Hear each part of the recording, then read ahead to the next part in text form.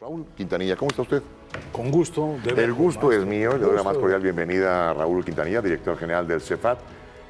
Además de eso, no nada más venimos a platicar del CEFAT, platicaremos del encierro y lo que las relaciones humanas a las que no estamos acostumbrados, así sean esposos, padres, hijos, tanto tiempo no. Hay amor, pero no tantas horas, ¿no? Y la falta de libertad. Dejaste un mensaje el otro día bien curioso que rebotó mucho en las redes. No me diga. Sí, la gente que está... Ahí insultan mucho, maestro. Yo no merezco ese trato. No, como no, pero no, buen trato. La gente que está en cuarentena no se puede forzar a hacer cosas grupales. La cuarentena debe seguir respetando la individualidad de los personajes, de la gente. Es fundamental. Y eso pues hace mucho ruido, porque al estar encerrados todos nos toca jugar a todos póker. Yo no quiero jugar póker. Cada quien lleva su cuarentena como quiere, ¿no? Es como un duelo personal cada uno de ellos. Y ahora la relación... Hay muchas cosas en las redes. Mañana voy a hacer un programa de Facebook Live donde nos hemos dedicado a recolectar la creatividad mexicana con respecto al coronavirus. Mire, maestro. Pero esos son los que están distraídos en un celular. Pero los que están conviviendo hoy en familia tienen que ser más tolerantes, ¿no? Uno de los elementos que son básicos es que cuando tú te vas por un elemento de voluntad a tener que hacer una cuarentena, porque aunque sea un mandato, la voluntad te dice, voy a cumplir ese mandato. Claro. La voluntad de este país es una voluntad muy quebrantada, o vamos a llamarle quebrantada, le quitamos el muy. ¿Irreverentes?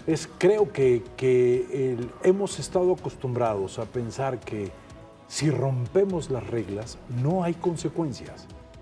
Bueno, ya me acabas de explicar 1000 cosas que suceden en México. Esto ha sido como un gran fenómeno desde que nos instituimos como nacionalidad. México siempre ha tenido problemas de integración. México siempre ha tenido muestras de gran condición humana ante elementos trágicos que nos caen de sopetón. La solidaridad mexicana es ejemplar. Nadie puede prepararse para un terremoto, para cosas así, pero qué extraordinario momento donde este factor que le llamamos algo viral desarrolla procesos donde los seres humanos tienen que decidir entre una cosa y otra. Ante la llegada de un fenómeno que te estruja, que en un minuto te destroza la casa, te destroza la vida, no queda más que el hecho de salir del estado de shock y tener respuesta. El mexicano siempre ha tenido miedo a tener miedo. Y después y por ese miedo a tener miedo, luego nos da miedo. Entonces, el hecho de que tengamos que ir a la cuarentena no es un mandato, es una regla y por voluntad tenemos que cumplirla. El quebranto de nuestra voluntad ha provocado personalidades muy frágiles, muy débiles y muy maleables. Cuando tú llegas al encierro, como vamos a llamarlo, el confinamiento, como dicen sí. nuestros parientes los españoles, hay que tener en cuenta una cosa. El confinamiento no te quita la capacidad de decisión. El confinamiento no te tiene que cambiar como persona. Tienes hábitos, tienes costumbres. Es un confinamiento sin delito que perseguir, porque el que está confinado por un delito se rompe todas las cosas. Pierde los derechos. Pierde los derechos, pero tú ya en tu confinamiento, ahora por convicción, las decisiones de cómo voy a llevar a cabo mi confinamiento. Entonces el primer punto es cómo decido y qué espacio doy para decisión. De repente tenemos que enfrentarnos ante una persona en el confinamiento que trae muy mala cara donde en 3 horas de la mañana. Y lo menos que uno puede hacer es, ¿por qué tienes esa cara? Quita esa cara. No que eso hay que dejarlo en paz, porque esa es la cara que normalmente no vemos cuando ese ser humano está afuera. Es lo que nos está llevando. El exceso de convivencia. El exceso de convivencia, porque lo analizaba después de tu plática, la última vez que estuviste aquí, una familia, padre, madre, hijos, hijas, madre, padre, hijos, hijas, como sea el grupo, pues se ven al día, ¿cuántas horas? 8 duermen, 2 para aseo personal. Muy poco. Muy poco. La convivencia en nuestro país es una convivencia corta. Normalmente, fíjese, para nosotros el gran momento de convivencia es de cuarto para las 5 de la mañana a cuarto para las 6, cuando el hijo se va a la escuela. O sea, yo estoy levantado desde las 4:30 porque estoy leyendo, ¿sí? Bueno, Y- usted es una persona muy fuera de lo lógico. No, pues es que Lo normal. bueno, también hay que ver que cuando uno trae muchas cosas en la cabeza uno se para temprano. ¿Sí? El hijo se levanta alrededor de las 5:15. ¿Para qué? Para poder estar listo y en ese momento platicamos, decidimos, hacemos los tres juntos en el ámbito donde se llevan a cabo las grandes convivencias humanas que son en las cocinas. Claro. ¿Sí? Ya Va- deberían desaparecer las salas en Las salas casas. y comedores. Es porque no sirven para nada. Sí. Y en la cocina ahí establecemos. Se va, quedan pendientes que resolver. En el mediodía, uno de los dos a veces no está. ¿Por qué?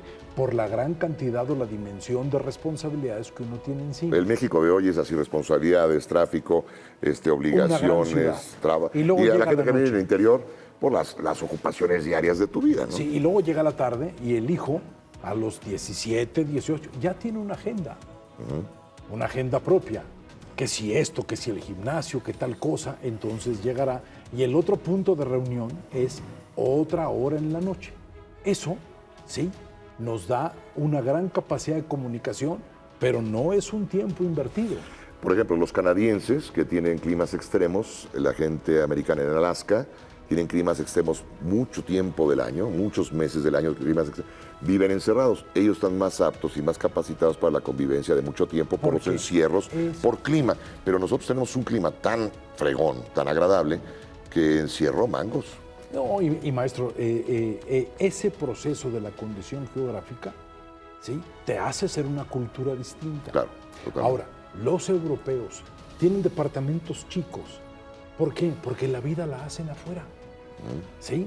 Nosotros tenemos... Tienen habitaciones para dormir, podríamos ir. nosotros tenemos grandes centros comerciales. ¿Para qué? Para que la gente y los jóvenes paseen.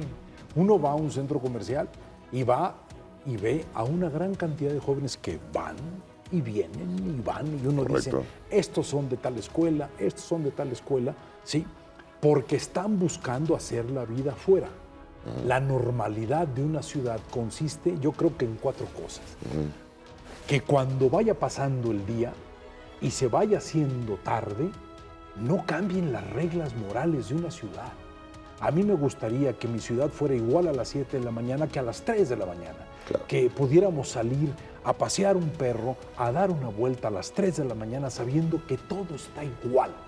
Pero tenemos 2 ciudades, una ciudad de día y una ciudad nocturna. Y la ciudad de noche donde nos hemos sale acostumbrado una que es gran- peligrosa. Donde ya nos dijeron que hay depredadores y que no podemos. Salga usted a caminar una cuadra y todo el tiempo está volteando a ver si algo sucede. La segunda cosa, que las ciudades sean muy bellas, que se disfrute la ciudad, que no tengamos ese depredador que anda pintando paredes y que anda haciendo que todo lo que veamos es feo, porque si lo que vemos es bello, la capacidad de violencia o de agresividad se disminuye. Lo bello provoca un estado de actitud hacia la belleza. Lo feo provoca malestar. Por eso las ciudades tienen un proceso de ordenamiento urbano y nosotros no nos hemos caracterizado por hacer que nuestro urbanismo sea adecuado. Hoy tenemos una responsabilidad con la gente desde este medio, tú y yo, que trabajamos en los medios desde hace tantos años, de decirle a quienes hoy están en el encierro prácticamente un menú de opciones para no arrancarse los cabellos y que todo el mundo se haga pelón, para no sacarse los ojos y tengamos tuertos a partir de que acabe la cuarentena. El encierro para una sociedad que no está encerrada permanentemente, hay actividades que tenemos que inventar, formas de relacionarnos como los humanos. No le vamos a pasar los tips de qué tiene que hacer con sus hijos, pero sí avisarle No. que sus tolerancias deben estar al límite. Maestro. Los de sus hijos también. Somos animales de hábitos. ¿Qué tenemos que hacer? Un cambio de hábito. Generar nuevos hábitos. Y entonces en ese cambio de hábito uno sabe y uno dice, bueno, voy a hacer de esta hora a esta hora un proceso de trabajo o de estudio con los pendientes que uno pueda tener que razonar, que pensar, que hacer. Después, me doy un espacio para ver determinadas cosas. Me doy un espacio para leer determinadas cosas. Me doy un espacio para limpiar mi espacio, me doy un espacio para limpiar mi casa, para ayudar. Así voy creando y generando condiciones. Claro. Es muy interesante ver cómo los teléfonos se llenan de mensajes donde la gente hace broma de todas las cosas que se han puesto a hacer. ¿Sí? Bueno, esas cosas que se han puesto a hacer son fundamentales para hacer que el pensamiento se concentre. Mire, agarre un libro. No hay gesto más pacífico que bajar la cabeza para leer. Le provoca concentración, le provoca imaginación y le provoca un cierto grado de placer y de olvido de ciertas cosas. El hecho de ponerte rutinas no es que me estoy tratando de distraer, no, te provoca un proceso de concentración. Y te va a provocar un estrés si empiezas con tus rutinas programadas, ¿no? Entonces lo que hay que hacer es manejar una concentración distinta sabiendo que tenemos el hábito nuevo de no transgredir las reglas y de manejar por voluntad que tus familias estén bien. Mire, maestro, es desesperante. Yo tengo una madre de 87 años que fue un ser absolutamente independiente toda su vida. Viajó por todo el mundo por cuestiones de trabajo, hizo lo que quiso, nunca ha querido nada de nadie, ahora tiene 87 años, está encerrada piedra y lodo, y tenemos 2 semanas de no ir a procurar a esa señora. Tenemos que verla por el teléfono, tenemos que verla por la computadora. No podemos llegar a invadir su espacio por cualquier cosa. Claro. O sea, que no debemos tener miedo, sí, pero también debemos tener prudencia. Entonces, esa mujer lleva 2 semanas de confinamiento absolutamente voluntario y lo único que ha hecho es generar un proceso de paciencia completamente distinto de acuerdo a la energía vital que tiene. A la 1 de la tarde se reunieron para ver cómo vamos a caminar con este confinamiento y tomar nuevas medidas. Si quiere adelantarse un poco a ello, piense lo que ha sucedido en Europa. Europa lleva días antes que nosotros del contagio, de las prevenciones, y nosotros vamos pasos atrás porque nos llegó después. El CEFAT es un área, Raúl, que te voltees, que quieren que te voltees, estamos en el chisme los dos, pero bueno, ok. El CEFAT es una de las áreas de preparación para el talento artístico en el mundo del espectáculo y en la conducción, la televisión, radio. El CEFAT ha preparado a grandes personalidades, grandes estrellas que hoy se encuentran en las diferentes novelas, películas, teatro, radio, conduciendo. Han pasado por tus filas muchos de ellos, de esta casa y de las otras televisoras de México, han pasado por aquí. Y bueno, esto es un mundo que la gente veía lejano, y lo veía muy lejano porque decía, quisiera hablar como ustedes en público. Primero, lo que trae uno de cuna. Segundo, la formación que te han dado. Y tercero, la formación profesional que recibes. Y de repente un día, Raúl Quintanilla, director general del CEFAT, tomó la decisión, a petición de algunos directores de grandes empresas y personalidades de la política, de empezar a asesorarlos a ellos. Y esto ha funcionado muy bien. Y hoy la gente de diferentes áreas quiere trabajar y liberarse.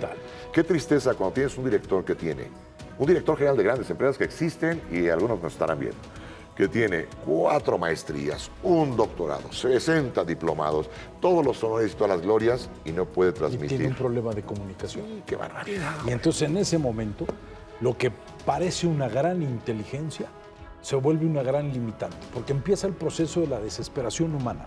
¿Cómo es posible que yo tenga un enorme arsenal de conocimientos y tenga tan poca capacidad para poder desarrollarlos y para poder comunicarlos?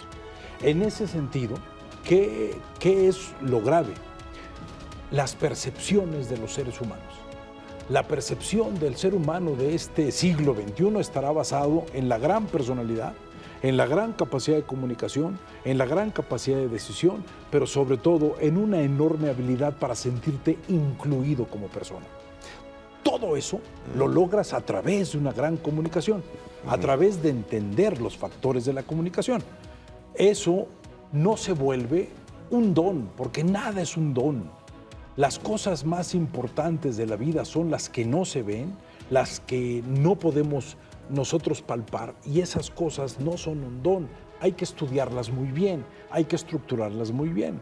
Y a eso aparte de la formación actoral, nos hemos dedicado en los últimos años y hemos intentado hacer que los ánimos sean distintos. Por eso yo entiendo, el problema del encerramiento que vivimos ahora es un problema de comunicación, no es un problema de confinamiento. Es cómo modificamos nuestro proceso de conocimiento y cómo modificamos nuestro proceso de comunicación para darle prioridad ¿a qué? A la individualidad del otro. no a que todo sea en beneficio de nuestra pequeña colectividad, porque ese es comportamiento de horda, comportamiento de clan. La condición moderna está hecha en el fortalecimiento de las individualidades humanas, ¿sí? No se puede pensar como clan. No es que tienes que estar bien porque si no nosotros no estamos bien.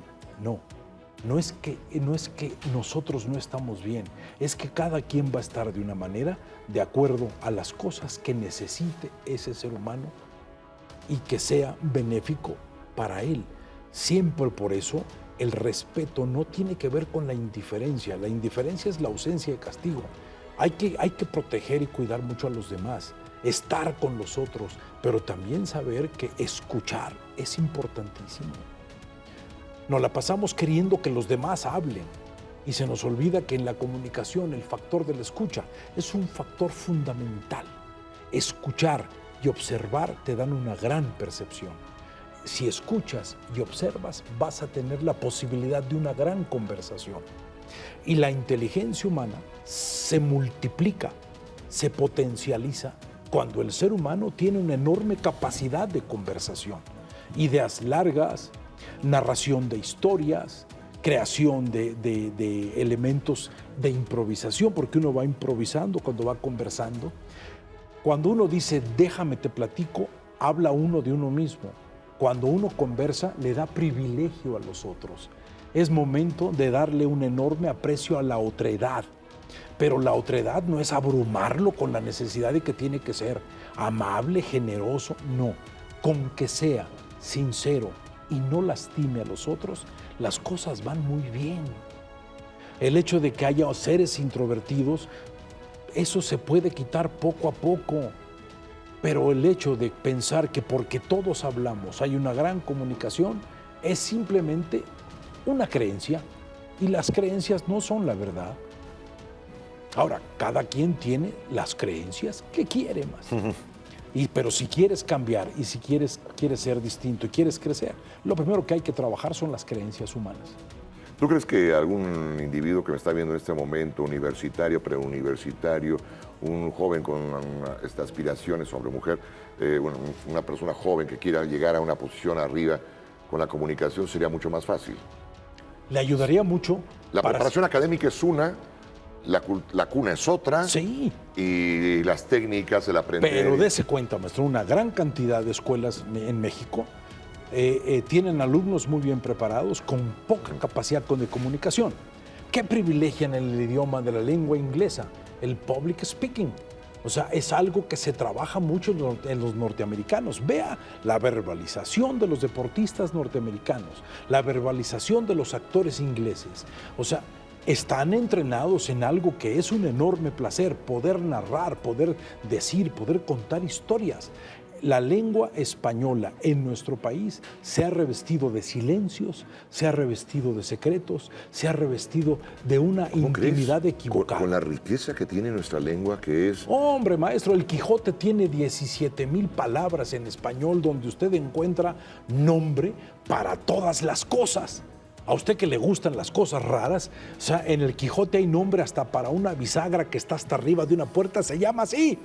¿Sí? Lo interesante del asunto es que si hay tanta riqueza de palabras en español, ¿por qué no le demos hemos todo ese material empobrecido nuestro lenguaje? La generación de ahora se ha conformado con abreviaturas, con faltas de ortografía para comunicar un sentimiento y no alcanza a decirlo porque el sentimiento lo han generalizado tanto que parecería que todo el sentimiento es idéntico. A mí no me importa que alguien diga güey 40 veces. No, güey, no, eso es un idiolecto, es una forma de hablar. Me preocupa que usted le diga, nos vemos en el vestíbulo, y él diga, ¿dónde es eso? O hable usted de hacinamiento y digan, ¿y eso qué es? Bueno. Sí, con H o sin H. Está bien que el H sea muda, pero no es para tanto, ¿sí me explico? Y empiezan una gran cantidad de problemas y de conflictos de no saber cómo entablar una comunicación. Entrenen la conversación. Eso es fundamental. Entrenen la conversación, wow.